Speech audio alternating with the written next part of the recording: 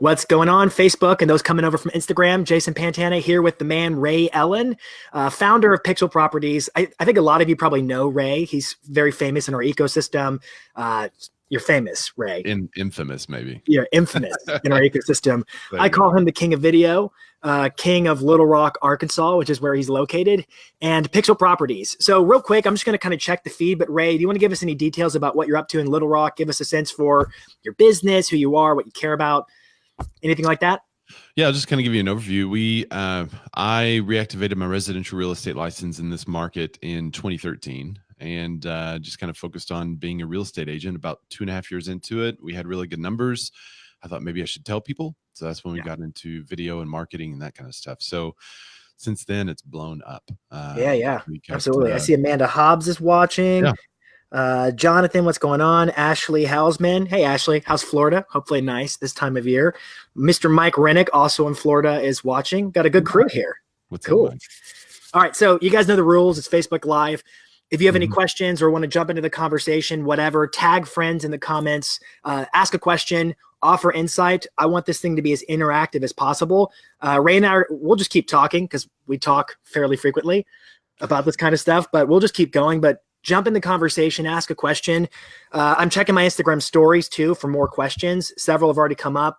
So DM me, DM Ray, whatever. Hey, Ray, where can they follow you on Instagram? At Ray Zorback, RayZorback. That's my kind of my number one spot. So. Cool. Awesome. Instagram is. All right. And we'll get into Instagram, no doubt. All right. So 2 overarching questions for us to kind of dive into today. And we're just going to do this conversationally and have fun with doing it. The big questions are, number 1, video strategies to generate leads and create a brand that's everywhere. So I want to kind of lean into this idea of how do I use video as a channel to really emphasize my brand? One of the main jobs of any marketing you do is you got to create a context for people to know you, like you, trust you, be comfortable enough with you and what you stand for to do business. They got to know if you're for them or not, so to speak. And so how do you leverage video as a tool to be everywhere? Because man, when I see you everywhere, it just creates this authority in the sense of I'm willing to do business with you. And the second one I want to get into is using the tools. So I want to leave no tool off the list, whether it's Facebook, whether it's Instagram, LinkedIn, YouTube, anything that we want to dive into today is free game. I'm going to kind of listen to you where you want to go based upon what you're doing. And I'm going to kind of take a mission, like we're going to do this conversationally, but I want to sort of uncover what your video strategy is. So maybe that's a good place to start. Just give us a sense for how you're currently leveraging video and what it's doing for you in your business. Okay. That's a huge question. Good. I know. How are we leveraging? So I'll give you the basics. We do listing videos for all of our listings. We have a couple of shows that we do irregularly, and then we have 1 to 2 things that we do regularly. Okay. So that's kind of the overview. And in between all that, we just try to do spontaneous video, fun stuff, live stuff, real quick edits. So we'd like to throw that all kind of in the mix. All right. So I'm going to recap what I heard to see if I'm on the same page as you.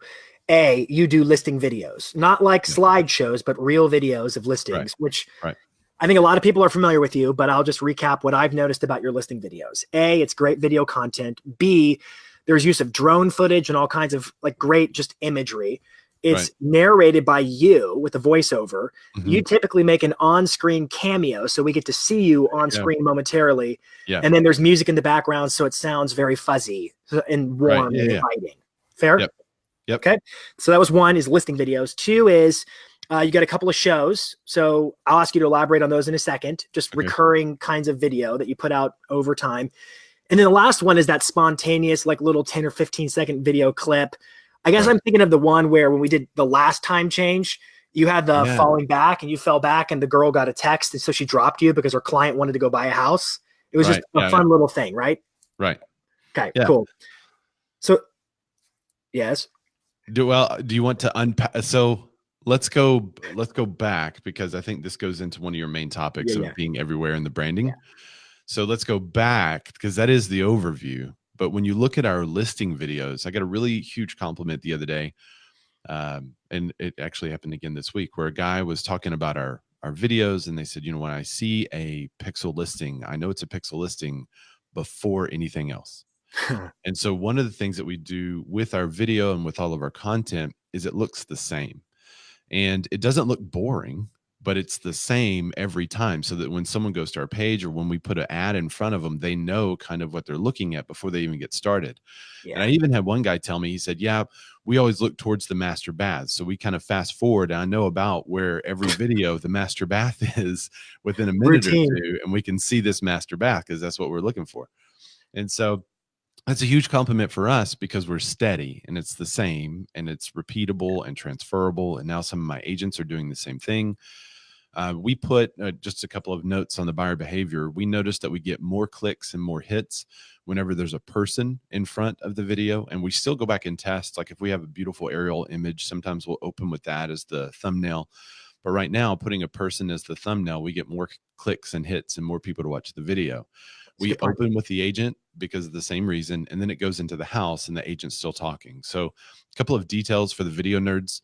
We try to record the audio all in the same place that we're recording that front stand-up. That way there's no cut in audio.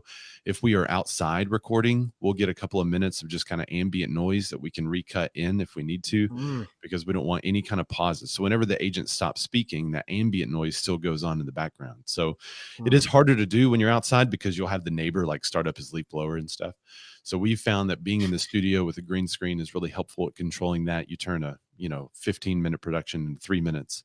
But if you go outside, you'll turn that same 15-minute production into like 30 minutes to an hour. All right. So the main thing I heard you say is you have templates. So it's a template, like this video looks like this, behaves like this, does this. It's predictable because it's templated. Yeah. But you also are just getting into time. So let's break down real quick. Like, how long are your listing videos? The bigger houses may only be 2 or 3 minutes. The smaller houses, a minute or two. They're not real long. They're pretty short, sweet, to the point. We don't show every single bedroom. We don't show every single bathroom. We don't show every single aspect of the house because in the end, our goal is to get people to go to the house. Right. So we show the most interesting portions, and then we kind of show the highlights, and we're in and out. Love it. Cool. All right. So listing video seems to be kind of the staple, like integral to your overall video strategy. That's the number one thing that services our clients. And so if we can use something that services our clients to get them more exposure as something to also generate leads for us, buyers coming in, asking questions and that kind of thing, then it serves both purposes. So one of my questions on Instagram stories was advice for new realtors. What would you do different if you had to start again? But you just talked about serving clients. Yeah. And I know how you started. Elaborate. So I started and then stopped and then restarted. So I started in 2007 and we had an incredible 4 or 5 months, as every agent did in 2007. Right. And then the world real estate market crashed. Yeah. So I stayed with it for a little bit. I also went into business brokerage, wound up owning a couple of companies, blah, blah, blah. I came back and started in a new market, kind of restarting the whole process. I didn't have connections here. And when I did, I focused on selling houses first. And would I do anything different? I might ramp up some of the video and the marketing a little sooner as far as the community goes. But what I was trying to do is become a real estate expert, become someone who negotiates well, become someone who can market the properties well to beat the average prices, really put focus and attention onto my craft as an agent. And I don't think I would change anything in that. I think the number one thing I would do is probably not wait so long to start telling other people, because it really was kind of like I'm beating the market hand over fist in a couple of different ways. Maybe I should start telling people. So I would have probably started telling people sooner. Specific to video, if you're a new agent, where would you start with video? With video, I would start with community because you are a new agent. So don't come out and act like some kind of real estate guru. I can't stand that, especially if you're like 1 month in and you're like, I'll show you how to sell a house in 30 days or less. Like you don't even know like what to do in the inspection. So don't try to leverage real estate expertise when you're not a real estate expert. Leverage community expertise and start to go out into your community and start to highlight subdivisions and talk about it. And as you are doing that, begin to learn the expertise about real estate. Yeah. If as a new agent, we do something called a housing data dump, where I get into the nitty gritty of the numbers and I talk about what's going on in the marketplace and why and how. As a new agent, I would study the market and not do those videos yet. Because you need to know in your marketplace, when there's 4 months of supply, what does that mean for buyers and what does that mean for sellers? It's either a great time to sell or a great time to buy. It's never a great time to do both, or is it? and how do you really articulate that to the marketplace in a way that helps them and doesn't Totally. try to entrap them into making the decision that you want them to make, which is either to buy or sell. I think the guiding principle here too is when you're new, like in anything, you need to go with what comes natural and what's authentic. I mean, video is probably the most authentic format of any kind of marketing you could possibly do. You're on screen, I hear you, I see you. It's super authentic. And so if you try to go forward with the subject where you don't have full comfort, Yes. I think you're going to find yourself sort of up a creek without a paddle, where if you Right. started with what came naturally to you out of the gate, and some of you might be thinking like, well, video doesn't come naturally to me. Fine. Right. I can accept that, but we're talking about your expertise. And I think the Right. community is a smart place because you can get your phone, you can go live, go, Yeah. hey, see that plot of land over there? Everybody's been wondering what they're going to do with that. Well, they just changed the zoning on it to blah, blah, blah, blah. Yeah. Take a little Yeah. walk through the parks, then you're being an expert and it's about the community. But I think Right. if you start positioning yourself with the simplest viable path, and to me, like, I want to get deep on video with you, but that means starting, just go live, just create a video on your iPhone or whatever. I mean, it's good enough to start, and the enemy of the best is good enough. Yeah. What would you anything to add on that front? Well, I mean, I think that itself will start to lend it. You'll start to find kind of where your audience is too, because you may love this one thing, but no one your audience does. And it is important to also build a connection with who you're trying to connect with, your sphere, your audience, people that are watching, people that are tuning in. So one of the things you'll start to do with the live is you'll get direct feedback, and you'll start to learn where your audience is and what they're most interested in. And then you can start to kind of gear and guide your content in those directions. Yeah. And then you can do higher budget stuff, and you're fine because you know your audience will reciprocate. They'll appreciate that stuff. One of the other suggestions I would make is to not do a restaurant show. Everyone and their dog. Don't be a food blogger. Yeah, don't be. Everyone and their dog is trying to do these restaurant shows now. I started a restaurant show because I used to own a restaurant. So I speak the language. I know how to talk to the owners. I love restaurant industry. I know what it's like. I know what it's like when they call me and say, hey, can't do the shoot today because 3 employees didn't show up. I laugh about it with them and then we reschedule. So I know that world and I know that industry, and that's one industry that I love. So I always tell people to pick a topic you love. It doesn't have to be a local restaurant. It could be like, what if you were into sports and you had a really incredible sports culture in a metroplex, like Dallas or something? I mean, there's so much sports related content that you could produce and connect with an audience who loves sports. And if you really wanted to, you could go to a sports bar, but you don't have to. Like you could go to get stadium tours and talk about the other complexes where people have their kids in baseball and soccer and football. I mean, what a fun thing to do in your market. Like, hey, today we're going to go to, I don't know, a game. Like you said, we're going to go ice skating today. We're going to run the greenways today. It's going to be me living in the community I serve. I mean, what if that's a fun idea? Because you're constantly testing new things and pretty much becoming a YouTuber. No accountant, but maybe you get some tax deductions on stuff you like to do anyway. Yeah. Yeah, I'm doing my taxes. It's good. What's going on, Robert Kaneshita? Hey guys watching, by the way, speaking to Ray's earlier point of let the audience tell you what they want, make sure you're asking questions. You got Ray Ellen right now for 30 minutes-ish. Ask away. Let us know what you're thinking about with regard to video. But I think one of the biggest challenges a lot of agents face when they're new is, I don't have the lights. I don't have the production. What should I do? And would you agree with me that you should grab your phone or go get a GoPro or whatever you want and just go out in the field and start cutting video and start finding your voice? Try going live because of what you said. You'll get that real-time feedback and you can, oh, that worked. I should do more of that. Right. Yeah. Yeah. And there's some lives that I see that maybe shouldn't be, but I think that will kind of weed itself out if you pay attention to the response. And I think that's one of the biggest mistakes real estate agents are making, is they're not paying attention to the market's response to what they're doing. Sorry to interrupt. What are you seeing where people go live and it seems to be out of format? You just kind of alluded to that. So this is totally personal opinion, but when people go live and let's say they're with their family or something and they're out on the beach and they're like vacationing, and then they turn it around and they've got their real estate pen on, and it's like, bro, just enjoy the vacation you're on. Like, you don't have to make everything business. And so I think going live in context in which you're doing something you love is fine, but don't always try to sell. Go live and just inform, or go live and just enjoy. to the point. I think if you start with something you love, like your community, it's going to naturally extend itself to your business, given that your business as a real estate professional serves that community. Yeah. So I think you've got to do a level of, I mean, we were talking about this before the call went live. First thing you got to do is build trust with people. If you don't have a sense of trust with people, they're never going to want to work with you.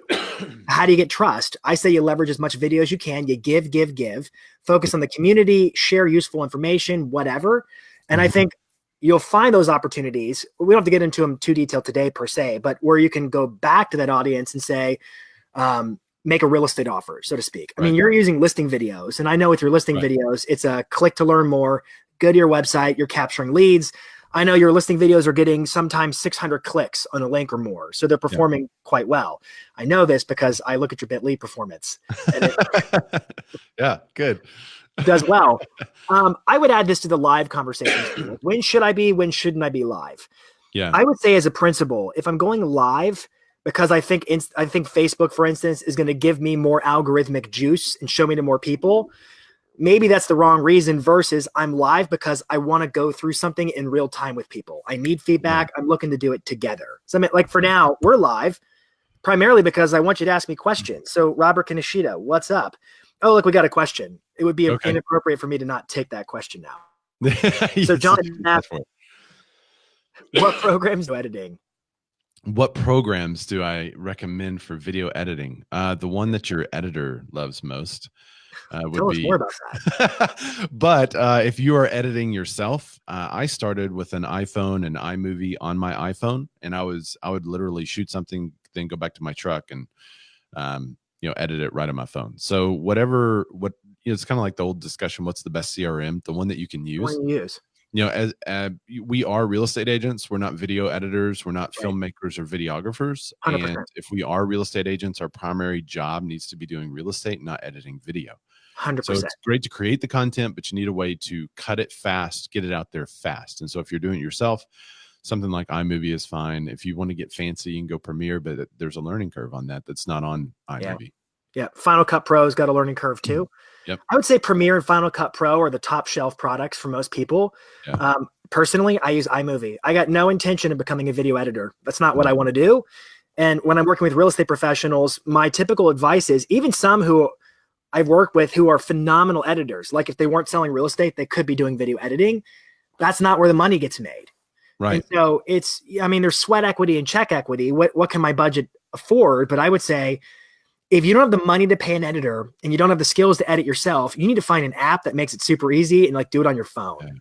Yeah, exactly. Or a Fiverr. You can go to Fiverr. Or Fiverr. Go to Fiverr, spend $15-20, get it edited from somebody elsewhere in the world and do it for a pretty cheap cost. I would agree. Yeah, I totally agree. Cool. All right. I'm good with doing taped videos, but how do I get over the fear of screwing up on live videos? Well, come on. If you're still on taped video, no, I'm kidding. I know VHS is my jam. So if you're fearful, so when I first started video, I hated it. I didn't like how it looked or how it sounded or anything like that. So I had a lot of self-conscious stuff I had to work through. And one of the ways I did it was by using Snapchat. This is before Instagram stories, before Facebook stories. Snapchat will let you put out something, and in 24 hours, it was all gone. And so I used a ton of Snapchat, just being stupid and figuring out the best way to hold my phone and, what to do and what not to do. And then I got comfortable enough to actually do video. Right. Once my knowledge increased, I got comfortable doing live videos of any kind. Yep. But I would also recommend Toastmasters, which is a little speech group that you can join locally, and they will help you over, instead of saying or a lot, they will show you those things and teach you how to overcome them. And I would definitely suggest some kind of little speech class or something like that. If you're nervous, it'll just give you some confidence to stand in front of people and talk. I would add this too. Like if you're nervous to go live, let's get under the reason behind why you're nervous. You're nervous because on some level, I'm assuming either A, you think this is so vain, I can't believe I'm doing this because people think I'm going to think I'm all that. So you care what people think of you, A, or B, like you said, you're nervous to screw up or whatever. And so that would tell me there's probably some underlying belief that I've got to be a certain caliber of good to go live on Facebook. And I would argue that the whole point of Facebook Live is because the format was developed because Facebook wanted people to have real-time connection, not question. Like if anything, I would expect a higher standard with pre-recorded materials than with live materials. I really would. When it's live, it's almost the permission to screw up. I'm live. What do you expect? I'm going to say something dumb. It's going to happen. I'm live. Right. But if you're still really nervous, go live with somebody else. If you want to suck the fear out of doing something, don't do it alone. Do it with somebody else. I mean, like I'm talking to you. I mean, we're live and you're in Arkansas and I'm in Nashville, but we're still live together. Pressure's off. I don't have to do anything. I'm going to count on you to do all the lifting right now. Or just say, hey, come over here. If you run a team, I had a guy that I worked with once. He was afraid to go live. He goes live all the time now. The way we got him to go live was we got the whole team in on it and they went live together. And then he did it and he was like, that was really fun. People were leaving comments. We were having a blast. It was silly. It was this, it was that. And then it kind of gets in the blood and people get it's fun to be live. Because what's really fun about it is you feel like you're with people in real time. They're asking questions. You don't feel alone. And I would say that the fear is misplaced about going live because you think people have this high expectation of you to perform and dance or whatever, but they don't. They're just watching you go live and it's like they're there with you. It's super casual. And so I would say if you're afraid to go live, you're probably holding it to a higher standard than it needs to be held. Just live is meant for, hey, this is happening now. What do you think? I don't know what's going to happen next. I haven't pre-scripted this. It's live. So and I don't go live very often. So I'm just my personality type. I don't go live very often without knowing what I'm going to talk about or knowing what I'm going to say. Or, I might go live to show a neat event that's happening or something in real time. But otherwise, my live, the number one thing I do live is that housing data dump. And I know exactly what I'm going to say. And it's not scripted, but I know what I'm talking about. And so that made me more comfortable doing it. Yeah. I would just say, what am I afraid of with live? Yeah. What's the fear? And is it real or fake? Chances are it's in my head. And so decide what you can find a way, you found a way to circumvent the fear. You, like me and anybody else. I mean, I was nervous the first time I went live. I was terrified. It was scary for me too. But I talk in front of people for a living. And I was like, I can't make this my excuse. So I did it anyways. And then I found it was pretty fun. You could always go to Periscope because no one will see you there. And so you could also do Marco Polo. That's a good app you can check out too. Marco Polo is great. Marco Polo's one-on-one. We actually I've heard that recommended before. Like if you're afraid of video, you did Snapchat. Like today, go to Marco Polo, check it out. It's a way to get used to being selfie style. Get over it. It's a selfie nation. FaceTime people that instead of calling them, just start FaceTiming. You know what? That's a great point too. I think you've got to get rid of this is new. I'm going live. I'm on my phone recording video. You got to get over the fact that that's a new format and just start making it regular. And once you do, it becomes regular. I have a client that FaceTimes me every time instead of call. And I just got to be ready. That's her preferred way to communicate. It's just FaceTime. Bill Pipes FaceTimes me at 10 p.m. I'm like, hey, Bill. This is the way he does it. I mean, it's a great way to communicate. You can see so much more. Most of the communication is not spoken. It's intonation, body language, so forth. It's a good way to do it. All right, I digress. Let's grab some questions out of the Facebook stories. And Robert, I see your question. I'll get to that in a little bit. All right, so rural area lead generation. So I know you saw this one of my Instagram stories. We had a question about how do you leverage video? How do you lead generate if you're in a rural area? So I jokingly said all of Arkansas would be considered rural area compared to some of these major markets. I think there's only 3 million people in the whole state. So rural, you run into a couple of issues. One is I'm assuming internet speed is down. So producing a 4K video and shooting it out to them is going to be tough for a lot of them to see. However, don't undercut that and don't make that the excuse for doing less for those listings in that area. Because chances are you have someone in the city that's looking to move out into those areas, and they do have great internet. So I would still go all out on your listings. I would produce really high level photography because they can load that faster in those areas. I would do blog posts, Instagram posts, Facebook posts, and then you can do targeted marketing campaigns in those areas and go a little wider than you normally would in your city as far as your geographic reach. You can even do a polygon and try to kind of get those areas by putting multiple little circles on your Facebook. And then you could target market in those areas digitally to the people. You can market things to those people that connect with them. Love it, man. One of the other things you can do is find out where all their kids go to school and find out where the baseball field is and where people gather, how often they gather, and then start to put targeted marketing in those areas that correlate with the digital campaign that you have going. So maybe you could partner with a local school to do something like a little book it campaign and your logo and your faces on it. And then when the kids read, they take it to a local pizza joint and then you buy them a little personal pan pizza, right? Like I still remember that campaign that I did when I was growing up in small town Arkansas, right? You know, I would go to the Pizza Hut like every week and get my little free pizza. And I couldn't tell you now who it's sponsored by, but I know it was sponsored by somebody, right? So my parents probably could. So finding ways in that way would be smart because you're trying to hit them where they're all gathering. If there are big events like every weekend, if you know this baseball field is filled up or soccer field is full of people from those areas, then doing a targeted campaign in that area for that day is pretty smart. You could do it digitally, and then you can also maybe sponsor a little vendor there. Maybe you could get your banner out in the outfield. So kind of a mix between old school and new school. I assume you're probably not going to door knock if there's 20 acres and then another 20 acre. So door knocking is probably not the best way, but you could drop stuff, you can mail, and then just kind of everything you do. I always say that digital is kind of like the icing on the cake. It is the expression of everything that we're doing that's not digital. So if you do all the old school stuff and then reinforce it with digital, you're giving a easier way for people to find you. Yeah. Yeah. One of the things that, as far as mail goes, have you seen those video brochures that people are using now?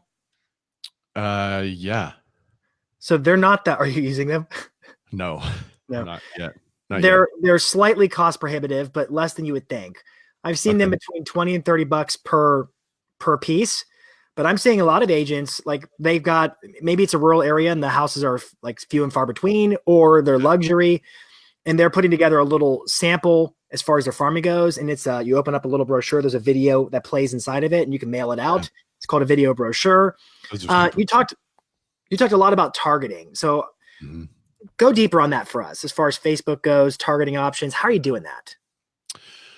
We do it a whole bunch of different ways, and then we do it the simple ways, right? So we do both very detailed targeting and then wide targeting. So for instance, if I'm marketing a property that is for a second-time home buyer, I'll increase my age a little bit, but then just target geographically. I don't go into people that want big yards or try to find people with kids or anything like that. It's just because I don't know who might tag their friend. I might have a person that's a single guy and he knows that his friend is looking for a house that'll fit 8 kids, and then he tags his friend, right? So we see that even if you did, you'd be violating fair housing even if you did target that way. So yeah, that's right. There you go. So we do just basically geographic targeting. Then if we have like a specific property, we might target something with specific interests. Like if we have a property with a tennis court in the back, then we might target people that love the open or people that love tennis or people, and then we do some affinity targeting based on what they like. Or maybe the neighborhood has all these amenities and pools and all this stuff. And so we target based on what the neighborhood has. And then we put that as kind of like the front running image or something like that for that ad. So, but most of the time we're just doing geographic targeting based on around the average age range of the potential buyer. Cool. That's pretty darn easy. Is it mostly Facebook, or are you extending to other chat channels? We extend to other channels. We do Facebook, Instagram. We're not doing Twitter much. Me neither. It's just too costly. All right. So Facebook and Instagram. So Robert's got a question, and I'm going to segue into it. It's coming up on YouTube, but I want to talk about Instagram, Facebook. How do you distinguish between the two different platforms? And you can throw into the mix LinkedIn or YouTube or whatever else as far as your video goes. Does your strategy differ? Yes. LinkedIn, we're babies on, so I'm not going to talk much about that. YouTube, I'm also a baby on. We're putting up more and more content. And I saw the question that he asked about the hack. What's the hack to get to 100? My answer, whenever someone says, what's the hack, is no one likes it. I mean, it's just long-term production of content. And if your content's good, the people will come. And if it's not good, they won't. So analyze the content and where you're putting it out there. We just recently got over 100. I think we're like at 120, and we're not marketing it. We're not advertising it. We're just putting up stuff for now. So once we have like a good solid library, then we'll start marketing that channel as an avenue and as a source. But right now we're not doing anything with it. So mainly we do Facebook and Instagram. The stuff we load to YouTube, we're loading it so that we can embed it into our website easier. Right. Both Facebook and Instagram have positives and negatives on video. We're playing with IGTV, so I'll hit on that in a minute. We're not doing any turn sideways content yet. We're re-editing content to use the vertical format. Yeah, there's a couple of different ways to do that. What turned you on to IGTV recently? What turned me on to it? Mm-hmm. I guess it was last year we started kind of playing with it.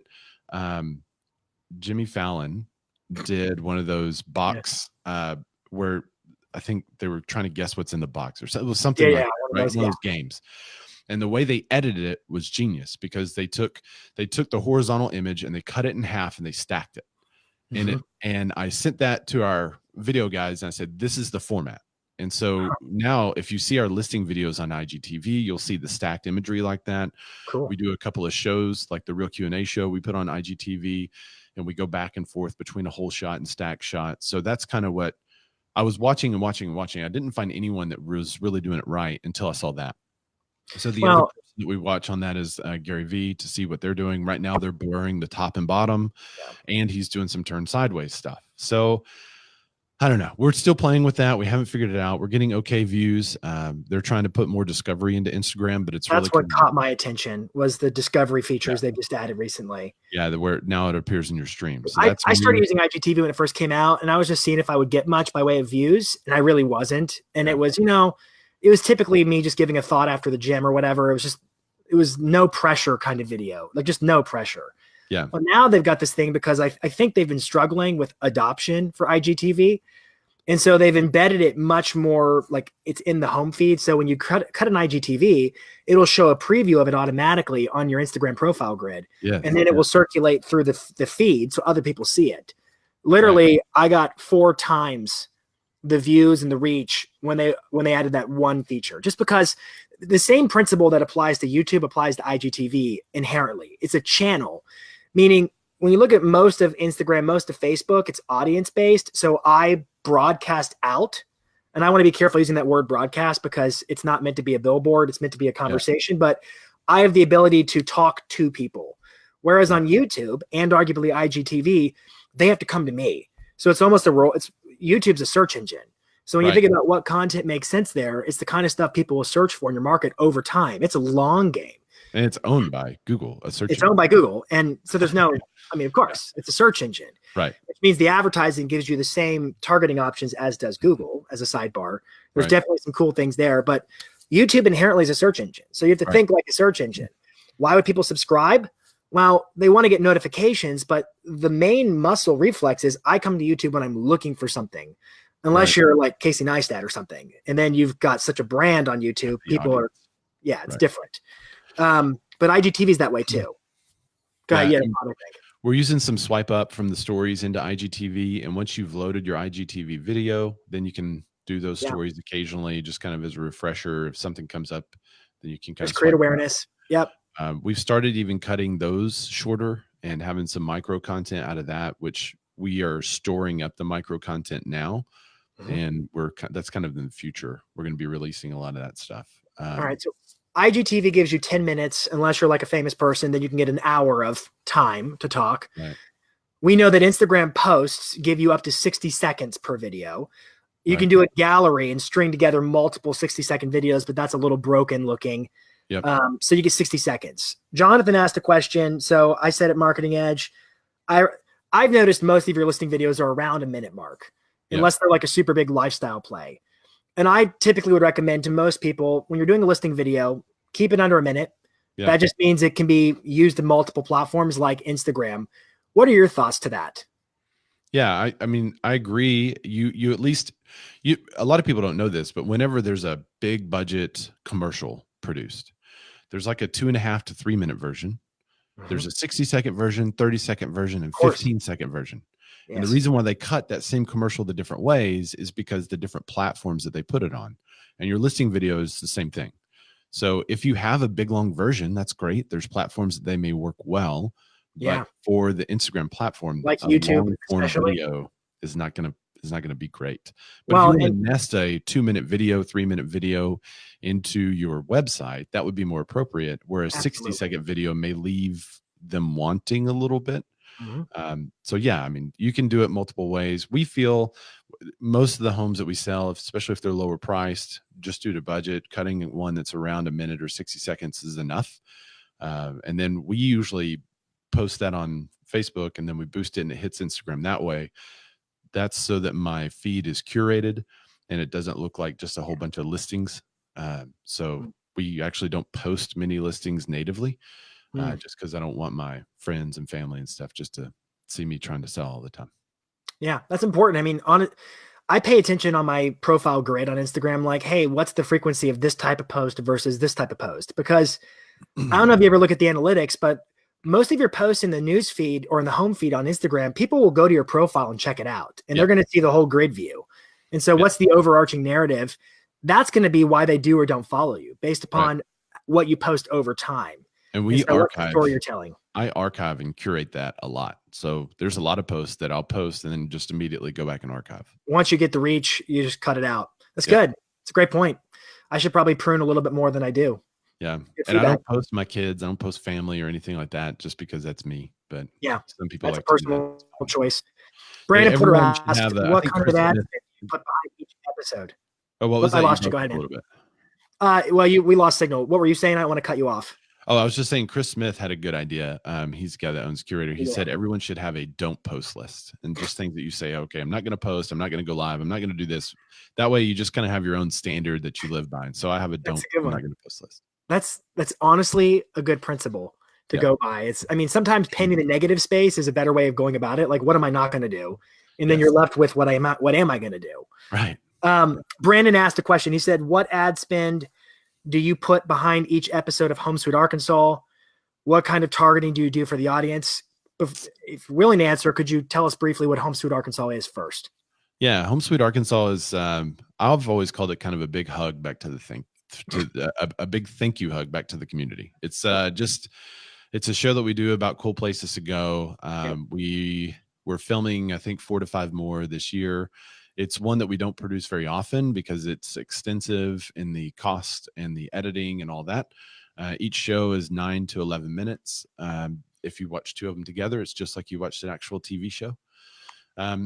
So what was the second question? What's the ad spend? So he said, what's the ad spend and who are you targeting? So targeting is just the community, the area, the people that have interacted with all of our pages, any of our pages, people that have interacted with that page by now, and just people that are living near it. I'll do kind of a special boosted post to ones that are close, and then I'll do the whole area. So basically my area plus 25 miles. It's pretty wide reaching. So you're actually running 2 ads, basically. Yeah. Yeah. Okay. Well, oftentimes we kind of target and retarget, right? Because we have a real focus group that we want, and then we just have anyone else. Got it. Sometimes we'll intentionally target people that have never interacted with the show. And so we will then send it back around and target people that haven't interacted with us within a year to try to kind of get some newbies. What's the spend? It really depends. Maybe for right when we get it out there, I might put maybe $35 to $50 behind it. And we're talking Facebook, everybody. Yeah. Facebook, and it plays on Instagram too, but mainly Facebook. Yeah. So only 35 to 50. Maybe it's after it's been out there a week and a lot of people have shared it and interacted with it. I might do a reboost for $100. But I think the biggest boost we ever did on one of them was $100. Okay. That's about it. And what kind of view count are you getting for that and reach? The biggest one was still our first. It was over 40,000, but we average around 20 to 30,000 a piece. That's awesome. What goes into recording one of those videos? Because they're pretty top notch. Thank you. Well, I credit a lot of that to Kurt, my videographer. I'm the kind of the editor, and I'll sit down and say, this is what I want the episode to look like. and we have a certain list of questions. We send that to the guy or gal that's going to be the owner representing the company. Yep. So we give them an overview of the questions. We meet with them. We walk through the place. We kind of set up the various shots. Then we go back and we kind of do the shot blocking and what it looks like and where we're going to be. We shoot it with no lights. We just have 2 lapels, one for me, one for the guests, and then 1 camera. Now we've added a second camera just to get some ancillary shots, but we try to make it as kind of raw as possible and fast. And I'm really on my guys about speed all the time. I don't want to collect a year's worth of footage that then takes them 3 months to go through. We need it to be really quickly, or move really quickly. Real upbeat. We try to get enough footage to have at least 9 to 11 minutes of a show. Cool. So, we may end with 30 to 45 minutes of film, and then we cut from there. And we always kind of follow the storyline or the narrative that we're trying to. We want to get the history. We want to ask about favorites. We want to make a couple of favorites. Then we want to end with what's coming next and then show like a dessert or me finishing it or something like that at the end. Nice. Yeah. Cool. All right. So for $100, doing that can get you a 40,000 person reach. Do it over and over and over again. Right. And you've told me in the past before, like at this point in your career, roughly half of your engagement is coming organically versus paid. Just because you love on your people. It's a big old hug for Arkansas, right? Yeah. And why wouldn't people want to watch the videos? It's great. It's good television, and it's appropriate for what I see in my newsfeed because it's fast moving. It's fun. It's not a complete departure from what I would normally watch as a regular Facebook user. It's in line with what I'm accustomed to seeing. Yes. That's a big thing on the platforms, to be in line. Yeah. I call it Saturday afternoon TV. Like, when you're like going to clean the house or do whatever, and then kind of Food Network, watch 3 episodes of like some kind of show Saturday. That's kind of what we wanted to create, a Saturday afternoon show that your kid and people could be there. And, there's no drinking, no cussing, no, all that stuff. It's just, nice TV. Did I tell you the story about me showing up to a listing appointment and they're watching the show? No. Did I tell you that? No. Oh, this is like crazy. Okay. So I got a call. I show up to a listing appointment and I walk through the living room and their kids are there. I'm like, hey guys. And their kids like have these huge eyes and they're like looking at me and their mom's like, what? And they say, that's him. And she's like, who are you talking about? And she said, that's the chocolate guy. And they were literally at that time watching an episode of Home Sweet Arkansas on their own. Like they didn't know I was coming over. The parents didn't choose me because of that. But all of a sudden they were like asking all these questions and the mom's like looking like, what in the world has just happened? Right. But they were literally watching the show when I walked into the house. It was like, so neat. I mean, I got that listing for sure. That's awesome. So you were a celebrity because of your show. Yeah. The kids were like, oh my goodness. So it was really funny. You signed my chocolate bar. Yeah. Then I was able to tell a mom like, well, what we do, like, and this is, for you guys too, what we do is we'll take that and we'll put it out there and there's nothing about real estate in the show. It's just the community. Then the people that watch it will retarget them with listings of properties in that area with, more real estate related content from a separate page. So we have one page for Home Sweet Arkansas, but because I own both pages, I can target any audience. So now I retarget that audience with real estate related information. And then they say, oh yeah, that's the chocolate guy. And then, hey folks, that's the secret sauce right there. That's the secret sauce. It's a funnel. I've got a ubiquitous, appeals to everybody, positions me as somebody who truly cares about my community. And then layer by layer, I can bring them closer and closer for those who want to go closer about real estate. That's a funnel. That's why it works. I love that, man. All right. One question I want to cover that was just brought up in the stories. There was a question about community groups. Yeah. What would you add about like Facebook groups, presumably, with respect to video? So community groups are ornery. They are good, but they always have those people that'll like kick you out if you're at the least bit salesy, right? Yeah. So what I have found that works best is getting your friends and people that you know to share your content into there and not doing it yourself. Because if you do it yourself, you're going to get a swift kick. So, you may be a part of a group that allows that, and that's fine, but always the engagement's lower because everybody's always pitching their own stuff. So I would say send your video to a friend and say, hey, could you do me a favor and share this? Like we do this with our sellers. we'll send them the link to their listing and say, hey, please share this in Nextdoor, because we don't have access to their neighborhood on Nextdoor. So then they'll share it and it's organic. Like, hey guys, we're selling our house. Take a look at it here, share it with your friends. Now's a great time to pick your neighbor, right? We do the same thing with our content. I'll send it to a couple of friends of mine that are in some groups and say, hey, do you mind sharing this? And that's kind of how we play the game. I don't share it myself. Love it, man. All right, questions are really coming in.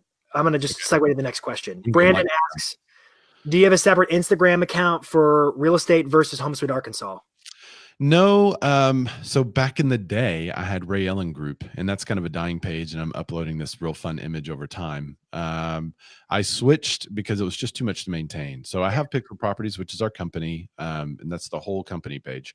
Then I have my own personal Instagram that I also run business stuff on, but I have to do a careful balance between business and personal.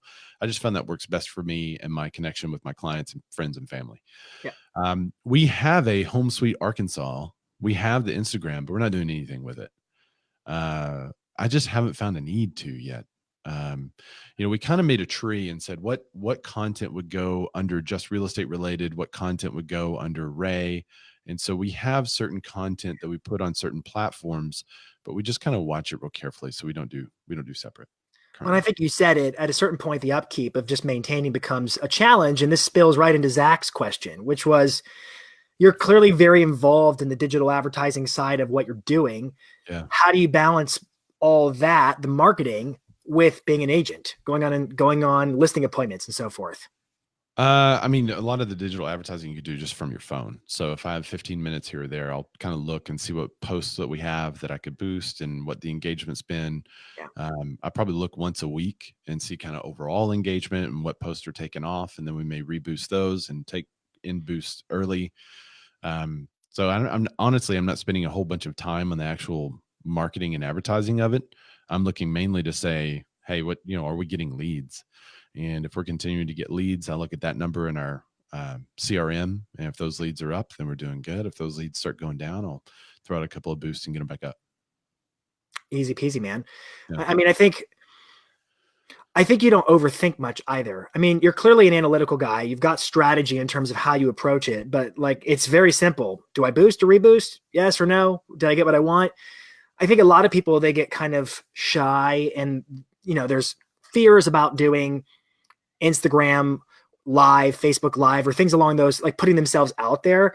I think you've clearly gotten over the, you know what, I've got a business to run. I'm going to do this. I'm going to add value. I can't spend a lot of time overthinking about it, and you roll. Well, is that a fair characterization? It comes back to a core belief of mine, is that you can have a successful real estate business without having a Facebook account, Instagram account, YouTube account. It just looks different. And so if you can have a successful business without any of this stuff, then you need to make sure that you're perfecting the craft of real estate and focusing on the craft of real estate and servicing your clients well. All of this other stuff is like extra bonus. It's extra exposure. It's extra lead gen. So it depends on what level of goals you're trying to reach. If you're only wanting to do, in Arkansas, 3 million is pretty good.